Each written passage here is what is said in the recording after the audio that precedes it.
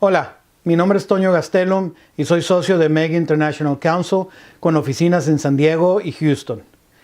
En el video de hoy hablaremos de las dos deducciones más importantes al impuesto sobre herencias de Estados Unidos. Acompáñenos.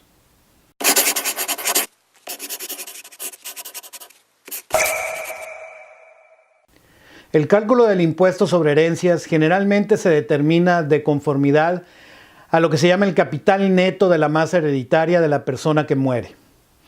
Este cálculo utiliza una fórmula que admite el uso de ciertas exenciones fijas que marca la ley, así como deducciones por deudas que se tenían al momento de la muerte. En cuanto a las exenciones para los ciudadanos americanos y residentes se refieren, ya sea estos residentes sean legales o indocumentados, estos tienen al día de hoy una exención de $11.400.000. Sin embargo, esta exención se verá modificada de nueva cuenta a $5 millones a partir del año 2026. Esta exención seguirá indexada anualmente a la inflación a partir del 2013 como si nunca hubiera habido modificación alguna. Es decir, ha habido varios cambios, seguirá habiendo cambios, pero por lo pronto la exención que se acaba de incrementar de los 5 millones base a los 11.400 regresará a los 5 millones base más indexada a la inflación a partir del 2013, lo que quiere decir que para el 2026 probablemente la exención ya sea alrededor de los 7 millones y medio. Pero seguirá cambiando sin duda alguna, ¿no? Por el contrario, los extranjeros que no son residentes solo tienen una exención de $60,000. Esta exención no se prevé que va a ser afectada o modificada en forma alguna. De ahí la distinción que hay entre extranjeros y residentes o ciudadanos, ¿no? En cuanto a las deducciones se refiere, las dos deducciones de mayor importancia y cuantía para el cálculo del impuesto sobre herencias son la deducción marital ilimitada y la deducción por la deuda hipotecaria que pudiera existir sobre los inmuebles de que fueren propietarios. Ahora bien, ¿qué es la deducción marital ilimitada?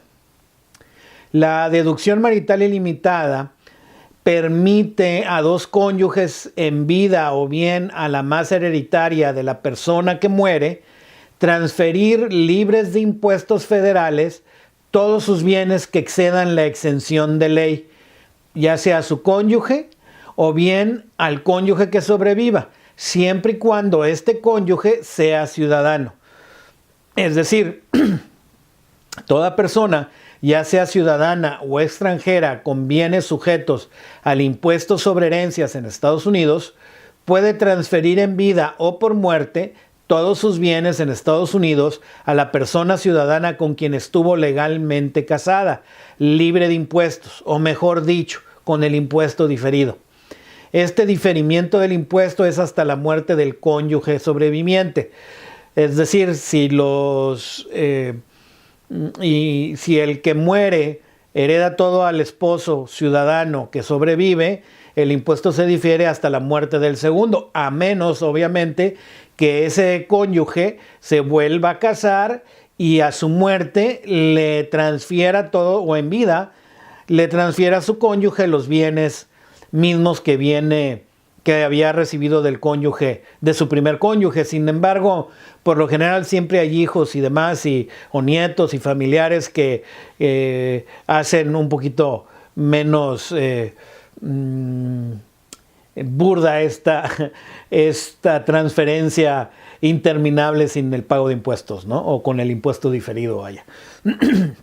Ahora, por el contrario, si el cónyuge que recibe los bienes en vida del cónyuge que los transfiere o que le sobrevive no es ciudadano, la deducción marital ilimitada no puede ser utilizada como tal y tendría que utilizarse lo que se llama un Qualified Domestic Trust o QDOT, QDOT, por sus siglas en inglés, ¿no?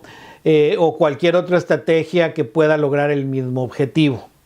Ahora, ¿cómo se calcula la deducción de deuda hipotecaria por un extranjero no residente?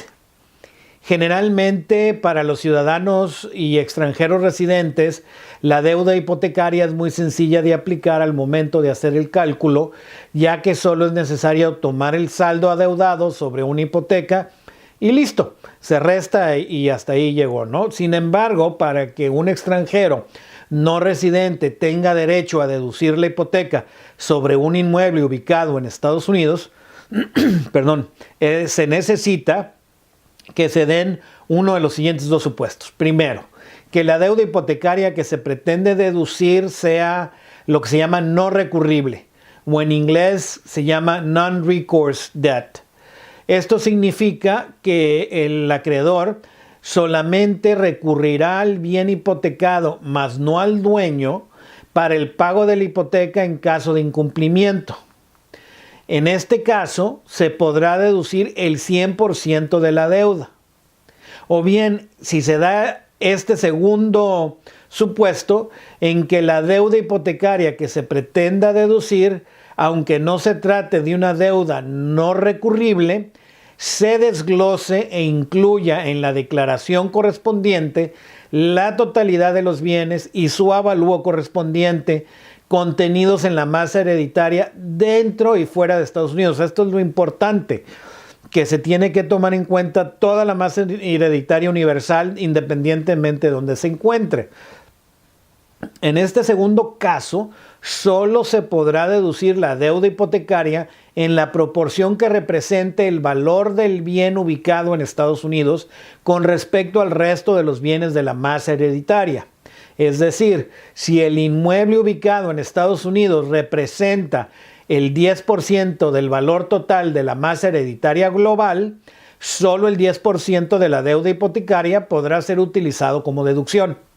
Generalmente, cuando se estima el costo-beneficio de deducir la deuda hipotecaria en la forma que acabo de mencionar, la mayoría de los extranjeros prefieren no tomar la deducción debido al costo de simplemente llevar avalúo sobre todas sus propiedades dentro y fuera de Estados Unidos, que ese es el mayor impacto, pero también en muchas veces la necesidad de tener que declarar todos los bienes que se tienen al gobierno americano, ¿no? Entonces, de ahí que prefieren no, sobre todo cuando el inmueble en Estados Unidos representa una porción pequeñita de todo el haber hereditario de la persona que muere, fuera de Estados Unidos, pues prefieren no tomar esa deducción, ¿no? Ahora, existen otras deducciones como las referentes a aportaciones de caridad que se hayan hecho y créditos fiscales que se pueden utilizar, pero por lo general estos resultan en un impacto fiscal muy pequeño en relación al impuesto resultante. Por eso es que las dos deducciones más importantes pues es la deducción marital eliminada, que puedes pasar la totalidad de tus bienes, y en segundo pues que generalmente la mayor cantidad o el mayor valor que se tiene en los bienes, pues generalmente descansa o se encuentra dentro de los inmuebles que se van adquiriendo con el tiempo, ¿no? De ahí que por eso son las dos más importantes. También es importante hacer hincapié en que ciertas transferencias gratuitas hechas dentro de los 3 años anteriores a la muerte de la persona no son deducibles del impuesto sobre herencias. Esto quiere decir que si por alguna razón se hace una donación o se transfiere un bien por menos de su valor de mercado, esos valores se reintegrarán a la masa hereditaria para efectos del cálculo del impuesto. Sí, lo que se quiere tratar de evitar es que se transfieran bienes con motivo de la muerte en vida, para tratar de evitar el impuesto sobre herencias, ¿no? Básicamente eso es lo que está tratando de hacer esta disposición. Bueno, esperemos haya sido de su agrado el presente video y esperemos que nos acompañen en el próximo. Gracias.